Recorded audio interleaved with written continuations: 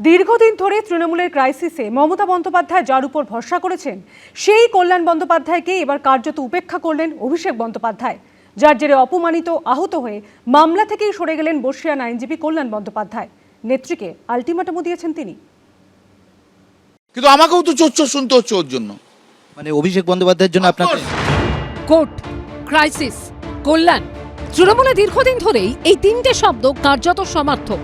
যে কোনো ক্রাইসিসে, যে কোনো জটিল মামলায় মমতা বন্দ্যোপাধ্যায় যার উপর ভরসা করেছেন তিনি কল্যাণ বন্দ্যোপাধ্যায়। দশকের পর দশক ধরে কোর্টে অবধারিতভাবে যে মানুষটাকে গায়ে কালো কোট চাপিয়ে তৃণমূলের হয়ে সওয়াল করতে দেখা গেছে তিনি কল্যাণ বন্দ্যোপাধ্যায়। সেটা তৃণমূল বিরোধী থাকাকালীন সিঙ্গুর নন্দীগ্রামের মতো মোড় ঘুরিয়ে দেওয়া মামলা হোক, কিংবা এসআইআর বা আইপ্যাকের মতো সাম্প্রতিক হাই প্রোফাইল মামলা। কিন্তু সইজাল কাণ্ডে মামলার ক্ষেত্রে সেই কল্যাণ বন্দ্যোপাধ্যায়কেই হঠাৎ উপেক্ষা করলেন অভিষেক বন্দ্যোপাধ্যায়। সত্যি কথা, অভিষেক ব্যানার্জি দিদির ব্লাড রিলেশন, ভাইপো, কিন্তু 40 বছর আমরা দিদির জন্য খেটেছি। আমাদের সঙ্গে ব্লাড রিলেশন নয়, কিন্তু দিদিকে আজকে বুঝে নিতে হবে। ৮এর দশকের শুরুতে আইনজীবী হিসেবে ক্যারিয়ার শুরু করেন কল্যাণ বন্দ্যোপাধ্যায়, অর্থাৎ 40 বছরের বেশি আইনজীবী হিসেবে প্র্যাকটিস করছেন। তৃণমূলের ক্ষমতায় আসার রাস্তা তৈরি করেছিল সিঙ্গুর নন্দীগ্রাম। তবে এসব ইস্যুতে কোর্টে তৃণমূলের হয়ে আইনি লড়াইটা যিনি চালিয়েছিলেন তার নাম কল্যাণ বন্দ্যোপাধ্যায়। বিধানসভা ভোটের আগে আইপ্যাক মামলায় তৃণমূল যখন প্রশ্নের মুখে, তখন সেই মামলায় মমতা বন্দ্যোপাধ্যায়ের হয়ে সওয়াল করেছিলেন কল্যাণ বন্দ্যোপাধ্যায়। ভোটের আগে মমতা বন্দ্যোপাধ্যায় যখন এসআইআর নিয়ে সওয়াল করতে সুপ্রিম কোর্টে পৌঁছে গেছিলেন, তখনও তার পাশে ছিলেন সেই কল্যাণ বন্দ্যোপাধ্যায়। এবার অভিষেক বন্দ্যোপাধ্যায়ের আচরণে তিনি অপমানিত আহত হয়ে মামলা থেকেই সরে গেলেন। এখানে বসগিরি করার জায়গা থাকে না, সম্মান শ্রদ্ধা সবাইকে করতে হয়। একটা 45 বছর আমার প্রফেশন তাকে এইভাবে ডিসরেসপেক্ট করছে, এত অ্যারোগেন্সি কেন মানতে যাবো?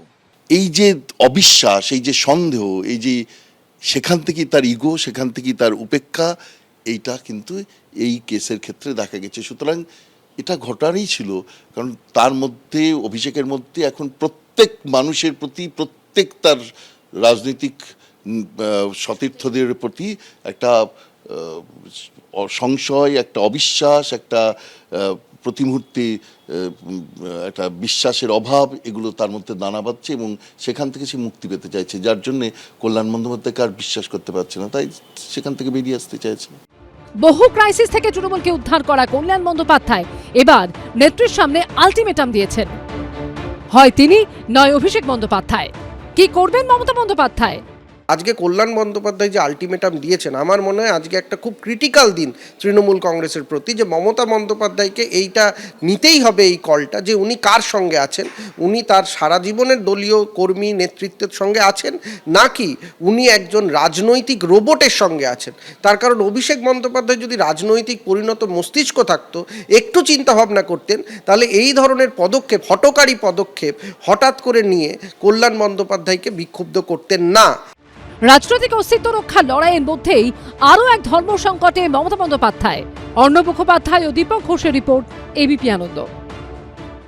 এবিপি আনন্দ, এগিয়ে থাকে, এগিয়ে রাখে।